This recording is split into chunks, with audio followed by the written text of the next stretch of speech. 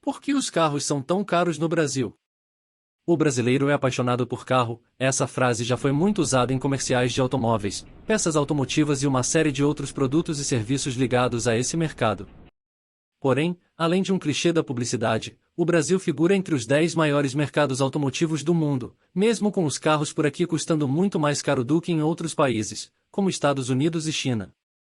De acordo com a Federação Nacional da Distribuição de Veículos Automotores, a FenaBrave, em 2021, foram vendidos 1,97 milhão de automóveis e veículos comerciais leves no Brasil. O número é cerca de 20 vezes menor do que o número de carros vendidos na China, que é a líder do ranking com 21,46 milhões, e em torno de 15 vezes menos do que os 15 milhões dos Estados Unidos. Além do cenário político e econômico instável, que desestimula a aquisição de bens duráveis, os altos preços também são um forte impeditivo para a compra de carros.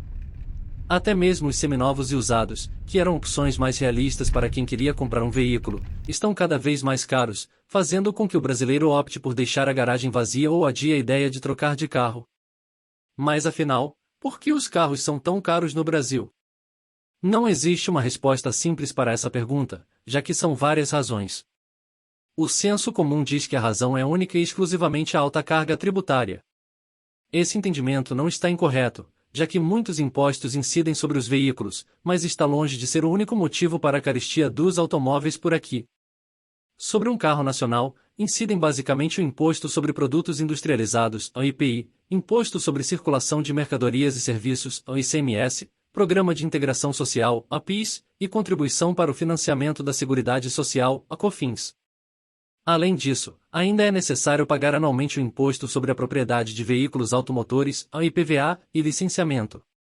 Parte desses tributos, inclusive, incidem de uma maneira que os economistas chamam de cascata, ou seja, são cobrados em todas as fases da cadeia de produção e distribuição dos veículos.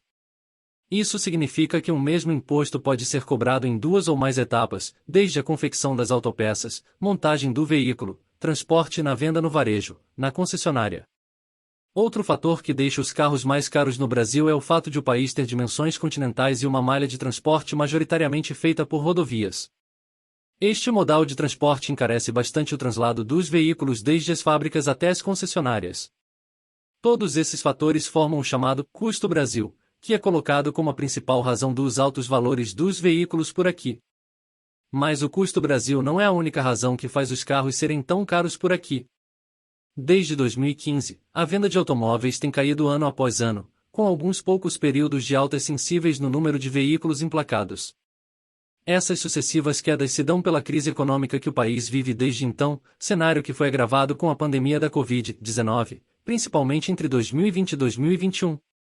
Porém, além dos aspectos econômicos, algumas questões culturais também contribuem para o alto valor dos automóveis nacionais e importados. Desde sempre, carros são sinônimos de status, e isso não é uma exclusividade brasileira, muito pelo contrário.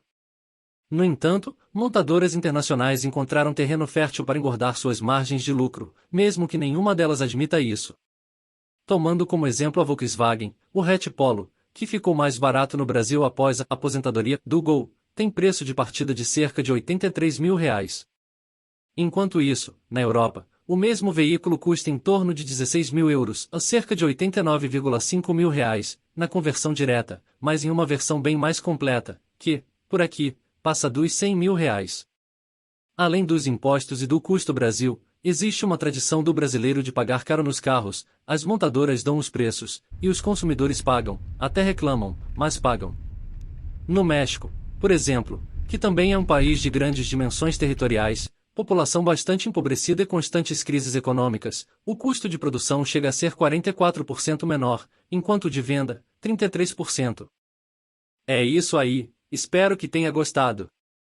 Não esqueça de se inscrever no canal e deixar o seu gostei. Até mais. Tchau.